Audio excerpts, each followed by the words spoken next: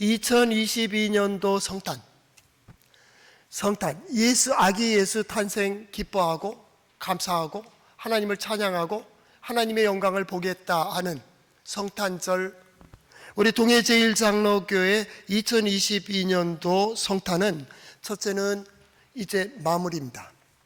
한 해의 끝, 하필이면 성탄절이 마지막 주일이에요. 이런 경우도 드뭅니다. 보통 성탄절 그러면 나중에 송구영신 예배 드리는 31일 주일이 있다고요, 보통. 그런데 그게 희한하게 이렇게 되어 있어서 마지막 주입니다. 그게 첫 번째 아주 중요한 의미를 가지고 있고요. 두 번째 의미는 코로나 시대의 이제 마지막 연도로 가는 터널의 마지막 부분이기도 합니다. 그렇다면 우리가 그동안에 열심을 내고 수고하고 고민하고 아파하고 하면서 하나님의 역사를 보기를, 하나님의 어떤 말씀의 약속이 이루어지기를 소망했다면 이제는 그 소망을 이루는 길로 나아가는 시점이 이 성탄절 되기를 바랍니다. 그 모든 것의 끝, 이제 새로운 시작. 성탄은 끝이 아닙니다. 성탄절의 성탄은 시작입니다. 우리와 함께 하시는 하나님의 역사, 즉 전능하신 하나님, 창조주 하나님, 그 하나님이 동정녀의 몸에서 아들을 낳게 하셨다로 끝나는 것이 아니라 그 하나님이 너와 함께 하시고 이제 이런 일도 이루신다고 하는 약속을 받는 성탄절 될 수 있기를 바랍니다.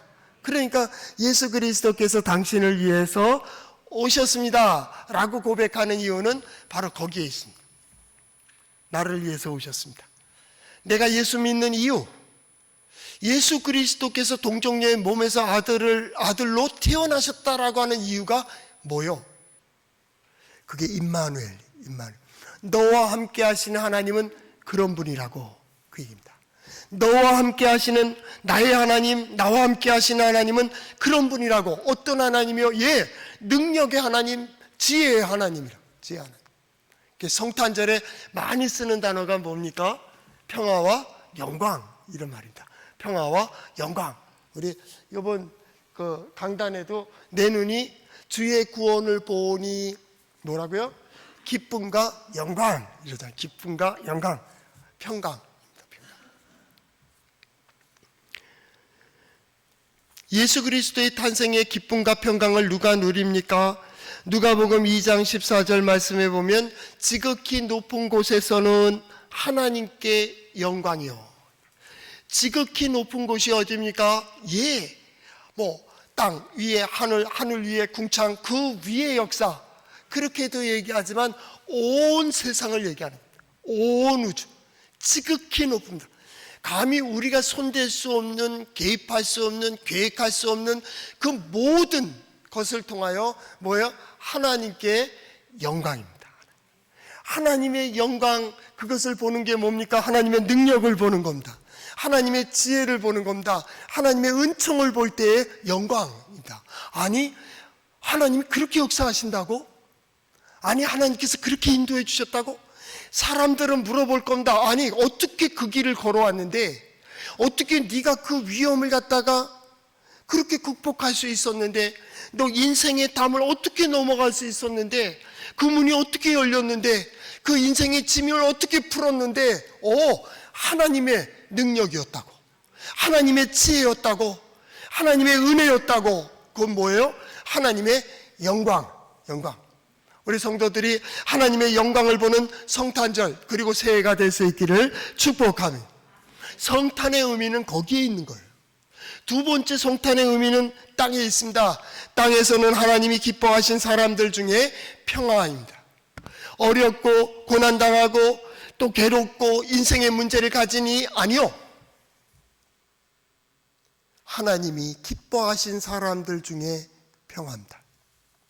하나님이 기뻐하시는 자가 누굽니까? 하나님을 기쁘시게 하는 자입니다. 하나님의 마음에 합한 자입니다. 하나님의 뜻을 드러낼 수 있는 자입니다. 하나님이 원하시는 길을 걸어가는 자입니다. 그들이 평화를 누립니다. 왜 평화를 누립니까? 그 임마누엘 되신 하나님이 그를 이끌어 가십니다. 임마누엘 되신 하나님이 그를 보호하십니다. 임마누엘 되신 하나님이 그 길에서 하나님의 영광을 드러내십니다. 그렇기 때문에 그 영광을 봅니다. 그 말씀을 듣습니다. 그 말씀대로 감동을 받습니다. 그리고 그 길을 걸어가며 하나님의 영광을 보는 거예요. 그러니 세상은 어렵다고 하고 힘들다고 하고 환난 가운데 있고 고난 가운데 있다 할지라도 그의 마음은 평안한 겁니다. 평안이 뭐라고요? 하나님이 정하신 길로 인도함을 받는 겁니다. 사람들은 그 길이 안 된다고 합니다. 그럴 수 없다고 합니다. 믿을 수 없다고 합니다. 그러나 믿음의 사람들은 묵묵히 그 길을 걸어갑니다. 누가 뭐라 그럴지라도, 누가 손가락질한다 할지라도, 누가 뭐라고 큰 소리를 낸다 할지라도 두려워하지 않습니다. 놀라지 않습니다. 왜냐하면 하나님이 함께 하시기 때문입니다. 이게 우리의 믿음입니다. 믿음. 하나님이 기뻐하신 사람들 중에 평화로다. 그 하나님이 기뻐하신 사람이 누굽니까? 예, 하나님의 뜻에 맞는 자입니다.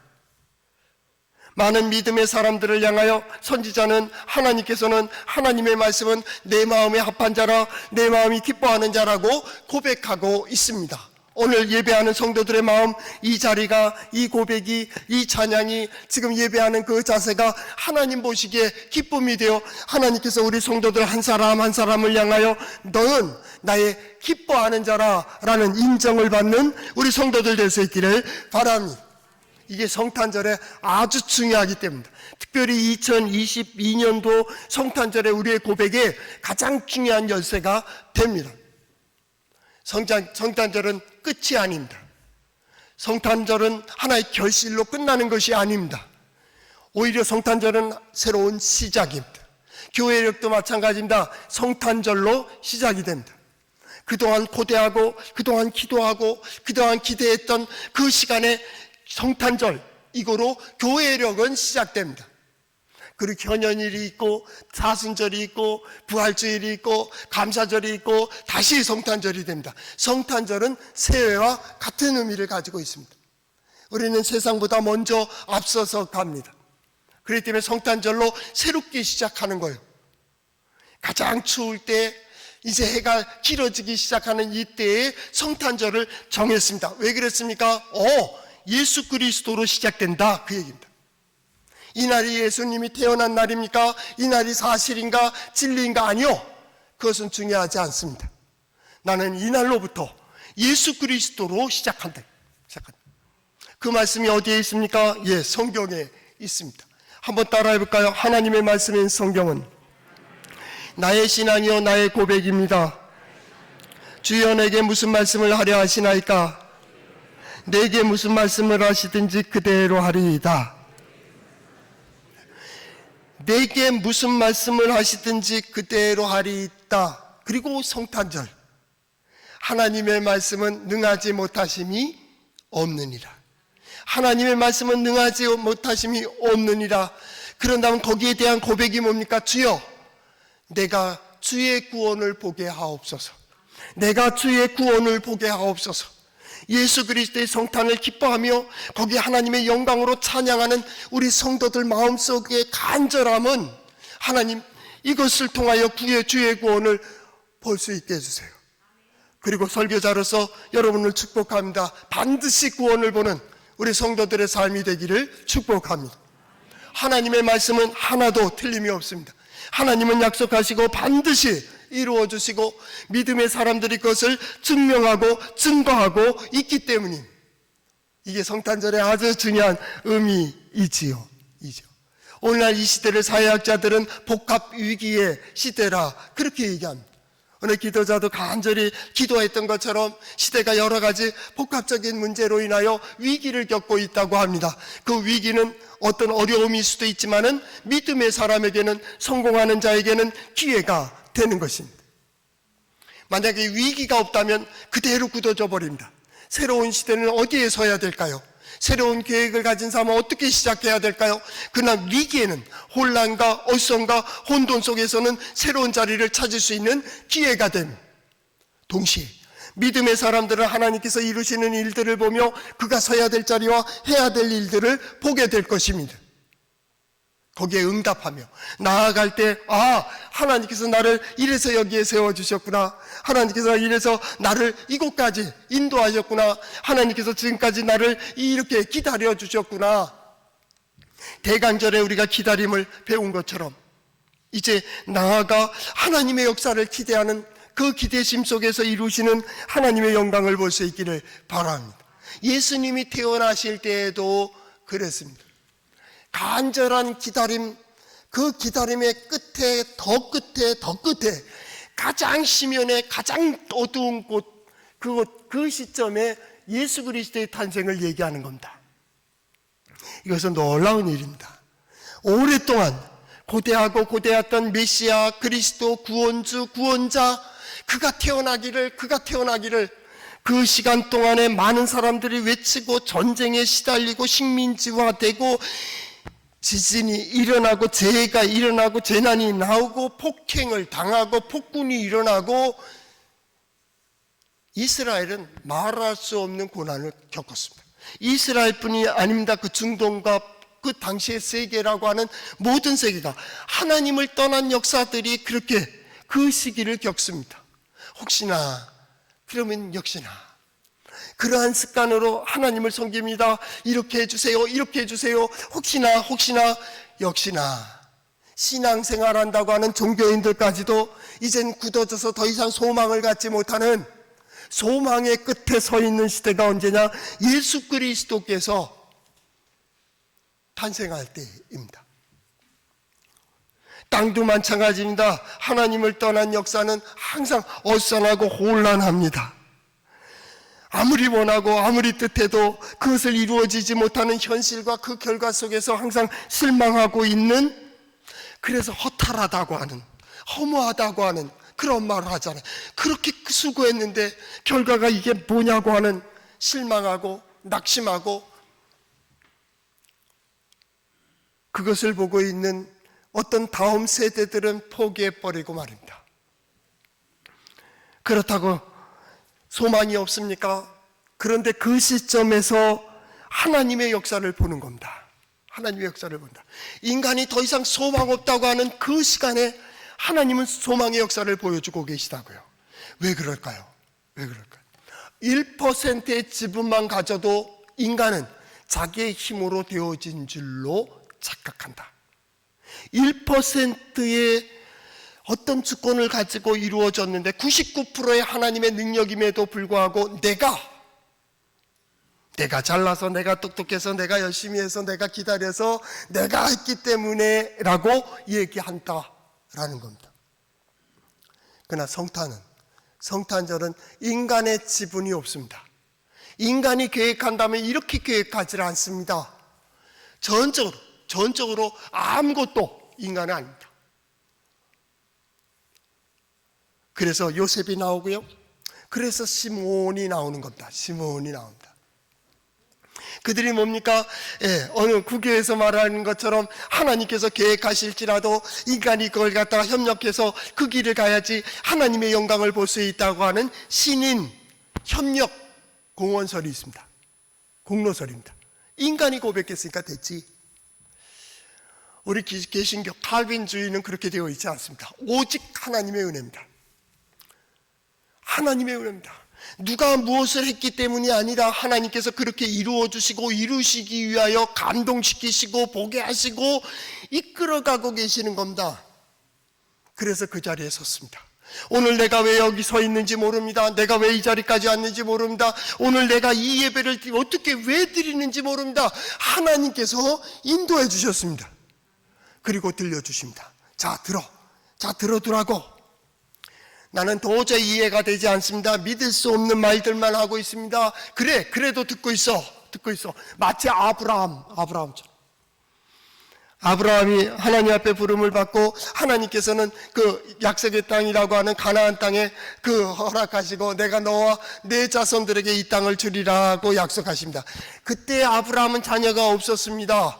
그런데 그에게 그 약속을 주십니다. 우리가 잘 알듯이 아브라함 100세, 사라 90세에 이삭을 낳습니다.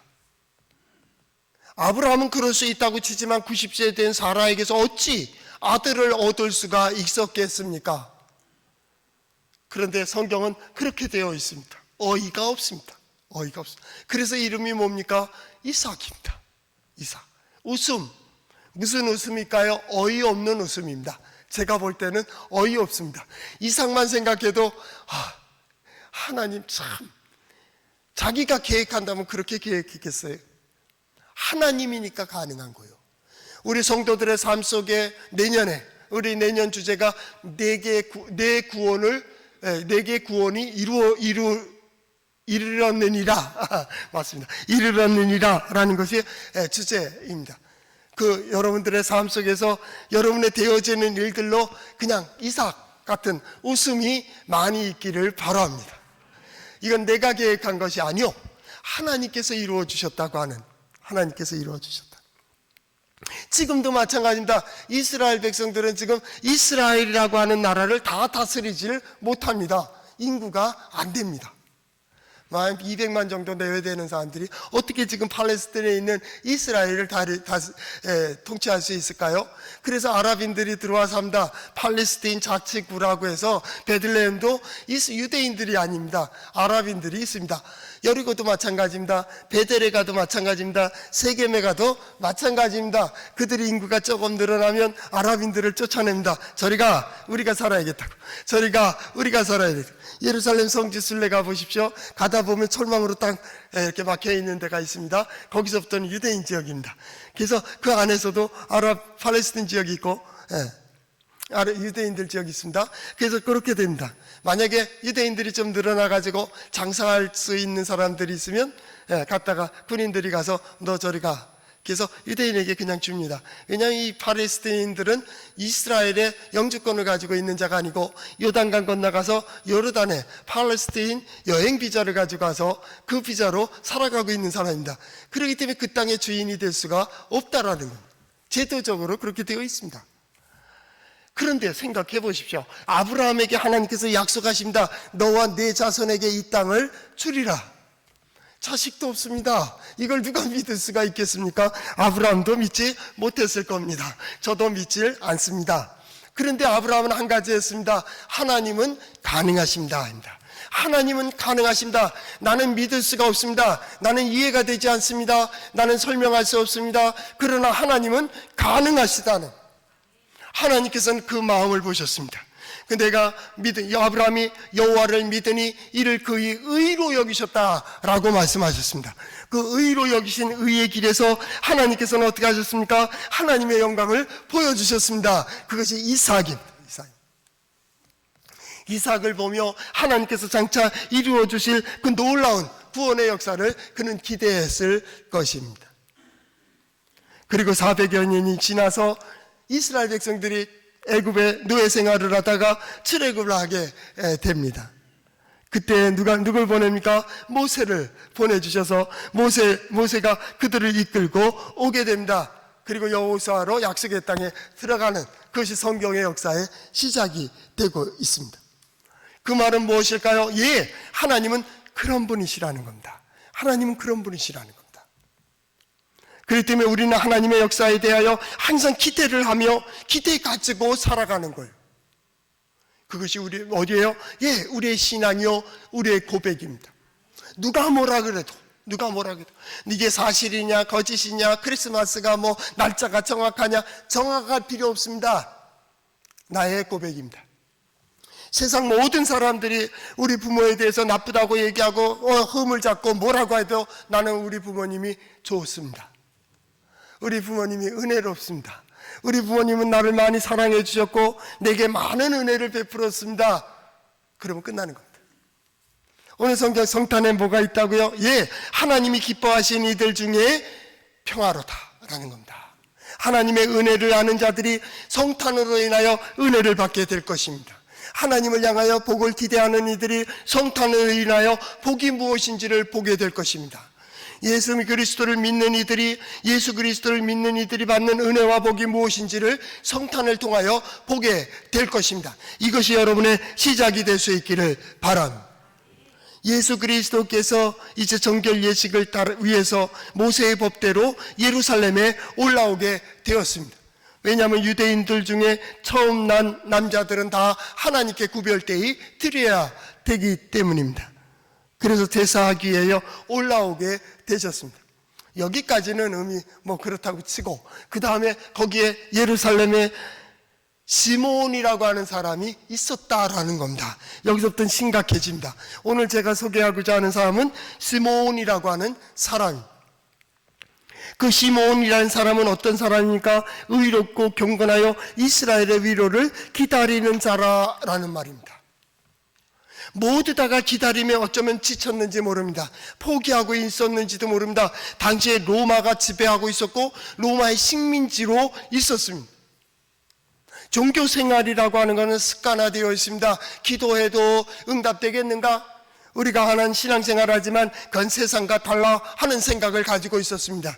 그들은 오랜 종교생활 속에 굳어져 있었고 생각까지도 굳어져 있었고 그들은 우상 숭배하는 것이나 하나님을 섬기는 걸 똑같이 생각하였습니다. 믿고 싶은 대로 믿었고 하고 싶은 대로 했습니다. 그것이 하나님의 뜻이라고 생각했기 때문입니다. 메시아를 기다리고 왔지만은 저들은 메시아에 대한 기대는 이제 끝났습니다. 종교적으로 아주 열심히 일하고 하는 바리새인들은 이 땅에서는 소망이 없기 때문에 저 세상을 얘기하기 시작했습니다.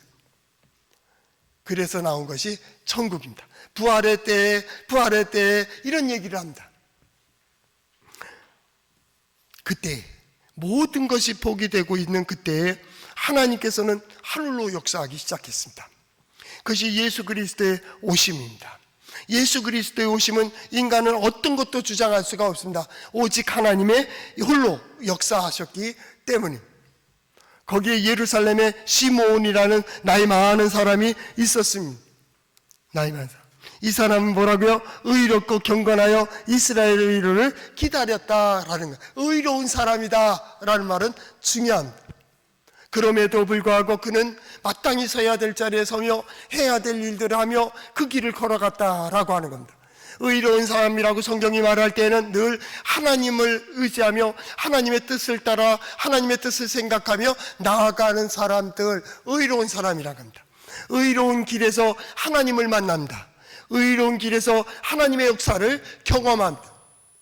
또 성탄에 의로운 사람이 누가 있었죠? 예수님의 아버지 요셉입니다. 요셉은 의로운 사람이었습니다. 의의 길에서 하나님의 역사를 볼 수 있기 때문입니다. 두 번째, 의로울 뿐만 아니라 경건한 사람이라고 했습니다. 경건한 사람은 뭡니까? 항상 하나님 앞에 하나님을 의식하며 하나님의 뜻대로 살아가며 신앙생활을 이야기합니다.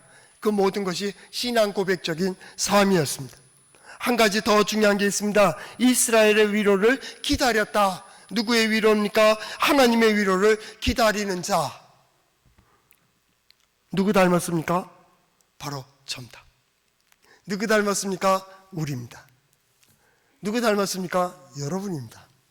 의가 뭡니까? 믿음입니다. 믿음입니다. 하나님을 향한 믿음, 이게 의입니다. 우리가 하나님께 드릴 수 있는 최고의 의가 뭡니까? 믿음입니다. 믿음. 하나님은 믿음을 의롭게 보십니다. 그래, 실수할 수 있습니다. 잘못할 수 있습니다. 죄도 지을 수 있습니다. 그러나 그는 늘 하나님을 향해 서 있습니다. 이게 의인입니다. 성경이 말하는 의인입니다. 하나님이 우리에게 베풀 수 있는 최고의 의가 뭡니까? 구원입니다. 구원입니다. 하나님은 우리를 구원의 길로 인도하십니다. 의로운 길로 인도하신다는 것은 곧 구원의 길로 인도하신다는 말씀과 같은 겁니다. 성경에 나오는 의롭고 경건하고 하나님의 이스라엘의 위로를 기다리는 사람이 누구라고요? 우리입니다. 경건이 뭡니까? 하나님 앞에 서는 겁니다. 매 순간 모든 상황 속에 하나님 앞에 서는 겁니다. 하나님께서 어떻게 역사하실까? 하나님께서 어떻게 인도하실까? 하나님께서 어떻게 우리를 이끌어 가실까에 대한 기대를 가지고 하나님 앞에 서는 신앙 고백적인 삶이 경건입니다. 경건. 그 경건 속에 하나님의 역사를 보는 것입니다. 세 번째 중요한 게 있습니다. 이스라엘의 위로를 기다립니다. 우리의 위로를 기다려. 하나님이 기뻐하시는 이들 가운데, 사람들 가운데 평화 이루어질 수 있는 것은 하나님의 위로를 기다리기 때문입니다. 인생의 짐, 삶의 무게, 그 모든 문제를 가지고 하나님 앞에 나가서 하나님을 의지하는 법을 우리는 배우는 겁니다. 오늘 예배를 통하여, 말씀을 통하여 이 상황, 여러 상황 속에서, 여러 환경 속에서 하나님을 의지하는 법을 배우는 겁니다. 어떻게 해야 하나님의 기쁨이 될까? 하나님은 이걸 통해서 나에게 무엇을 보여주시려고 할까에 대한 기대를 가지고 있습니다. 나의 약한 육체가 하나님의 영광, 하나님의 위로를 기다리고 있습니다. 내 경제적인 어려움 속에서 하나님께서 지혜와 능력으로 나타낼 그 영광을 보기 위하여 하나님의 역사를 기다리고 있습니다. 사람들과의 관계 속에서도 마찬가지입니다. 우리 가정에서도 마찬가지입니다. 내 사업이, 내 직장이, 내 진로가 어둡고 깜깜한 가운데 더 이상 기대할 수 없는 상황, 그 상황 속에서 하나님을 기대하고 있는 겁니다. 이스라엘 위로란 곧 우리의 위로입니다. 하나님께서 어떻게 위로하실까요? 그 위로라는 것은 회복을 의미합니다. 회복을 의미합니다. 하나님께서 우리를 부르시고 옆에 나란히 하며 우리에게 무엇인가를 들려주실 겁니다. 우리에게 보여주실 겁니다. 잡아. 그것이 하나님이 기뻐하신 사람들 중에 평화가 되는 거죠. 더 놀라운 사건이 있습니다. 예수 그리스도께서 이렇게 율법대로 또 규례대로 올라오실 때에 하필 그때에 시므온이 예루살렘에 올라가고 있었다라는 겁니다. 성령의 지시함을 받고 인도함을 따라 27절 성령의 감동으로 성전에 들어가매 마침 부모가 율법의 관례대로 행하고자 하여 그 아기 예수를 데리고 왔다. 마침 그때 하필이면 어쩌면 그렇게 정확하게 맞춥니까? 뭐 어떤 얘기를 하고 그런 얘기 있잖아요. 애들 유머에 출애굽 사건을 도저히 믿지 않는 선생님이 있는데 야 그런 홍해가 언제 갈라지냐? 야 그런 거 없다.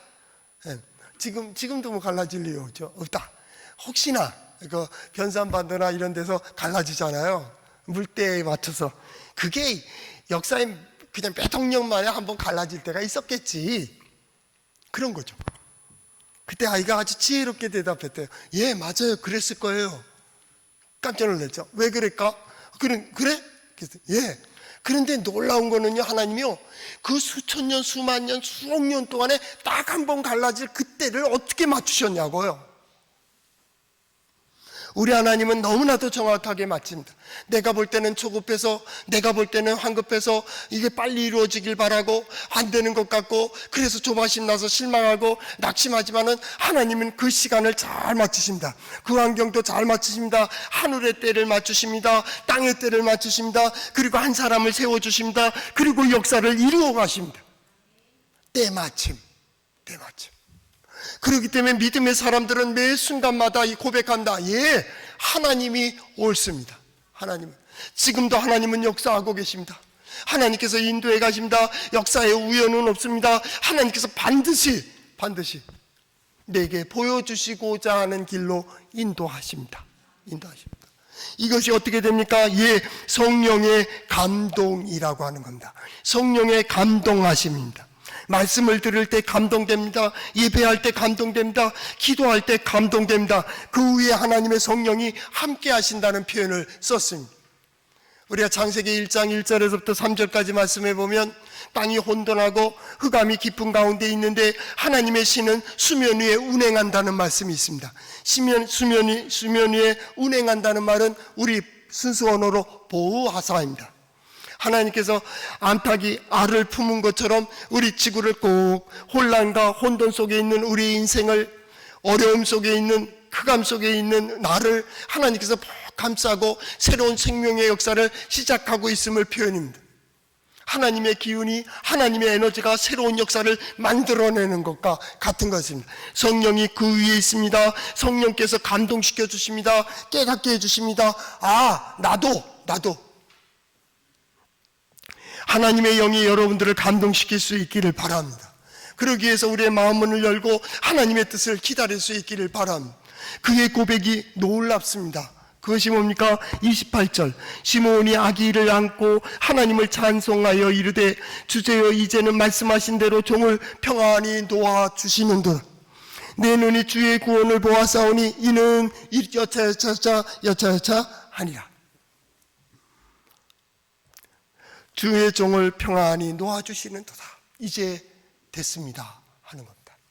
무엇을 보길 소망했습니까? 이스라엘의 위로를 기다렸고 또 주의 그리스도를 보기를, 구원자 보기를 간절히 소망하고 있는데 지금 누구를 안고 있습니까? 아기를 안고 있습니다. 그는 말합니다. 이 아기를 통하여 저 미래를 보고 있습니다. 작은 역사를 통하여 큰 것을 보고 있습니다. 우리는 너무나도 그냥 급하게 혹은 소홀히 여기기 때문에 그 음성을 듣지 못한다. 어떤 때는 크게 하나님 말씀이 들려줘도 듣지를 못할 때가 있습니다.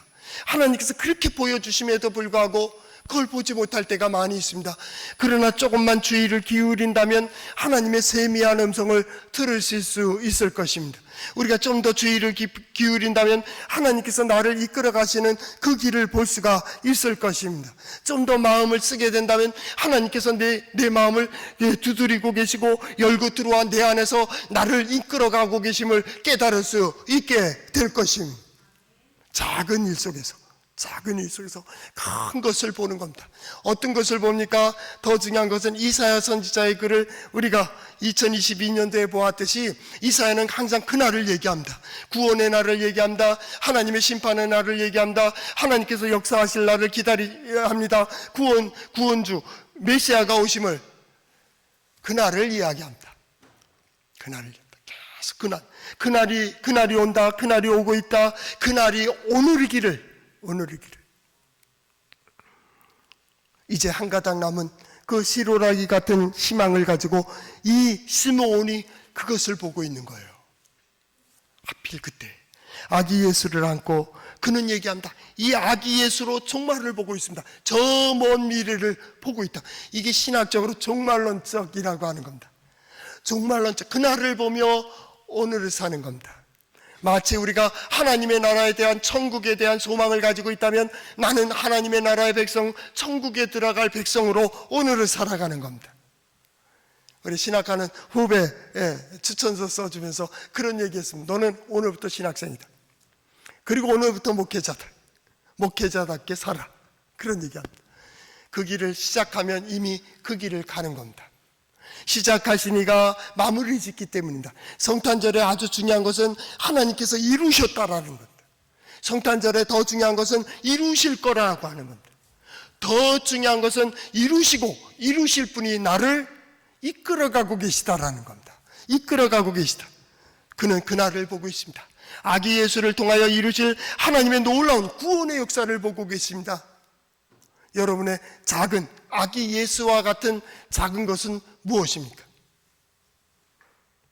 다른 거 있습니까? 무엇을 했다. 오늘 성탄절 예배에서는 그걸 따지지 말자고요. 단지 오늘 성탄이라고 하는 예수 그리스도에 대한 소망을 가지고 예배에 참여했다는 작은 선이 하나님의 큰 구원의 역사를 볼 수 있기를 바랍니다. 이 작은 샘의 물이 큰 강이 되고 큰 바다를 이루는 우리 동해제일장로교의 신앙 고백이 될 수 있기를 바랍니다. 작은 것에서 보는 겁니다. 작은 것. 그것이 만민에게 예비한 것이고 이방에 비추는 빛이다. 오늘 중간까지만 33절까지 봤지만 35절까지가 시므온의 고백이 나오고 있는데요. 그 시므온은 두 부분입니다. 하나는 찬송이고요, 하나는 축복하는 겁니다. 누가 합니까? 제사장입니다. 그의 직업이 뭔지는 나와 있지 않습니다. 그래서 많은 주경학자들은 제사장일 것이다 그럽니다. 제가 복음서 전공을 했습니다. 저도 볼 때는 제사장일 겁니다. 나이 많은 제사장이 하필 그때 자기 전례도 아닌데, 순번이 아닌데도 예루살렘에 올라간 것 같고, 그때의 아기 예수를 안고 축복하는 그러한 모습인 것 같다. 왜냐하면 36절서부터 보면 선지자가 나옵니다. 지금 아기 예수가 예루살렘에 올라갔는데 제사장과 선지자가 등장하는 거예요. 그래야 맞죠? 왜냐하면 예수 그리스도를 통하여 하나님을 섬기는 법을 잘 아는 겁니다. 이게 제사장입니다. 하나님을 섬기는 법, 하나님께 나아가는 법을 잘 압니다. 이제 장차 예수 그리스도의 복음을 통하여 우리는 하나님께 나아가는 법을 배웁니다. 두 번째는 선지자입니다. 선지자는 하나님의 뜻을 잘 압니다. 하나님의 말씀을 듣는 법을 압니다. 하나님의 말씀을 선포하는 법을 압니다. 하나님의 말씀대로 역사를 분석하는 분석력을 가지고 있습니다. 구원의 길로 인도할 수 있는 메시지, 말씀을 가지고 있습니다. 이제 예수 그리스도와 그의 복음을 통하여 우리는 길과 진리요 생명 되신 예수 그리스도의 복음을 듣기 시작하는 겁니다. 그 길을 가는 모든 이들이 무엇을 보니까? 하나님의 구원을 보는 것입니다. 오늘 내 눈이 주의 구원을 보아사오니 하는 그 고백이 이제 남은 한 주간 동안, 그리고 새해를 맞이하는 한 해 동안에 계속 하나님의 구원의 역사를 보며 기쁨과 감사와 보람과 찬양이 넘치는 우리 성도의 삶이 될 수 있기를 성탄절에 축복합니다.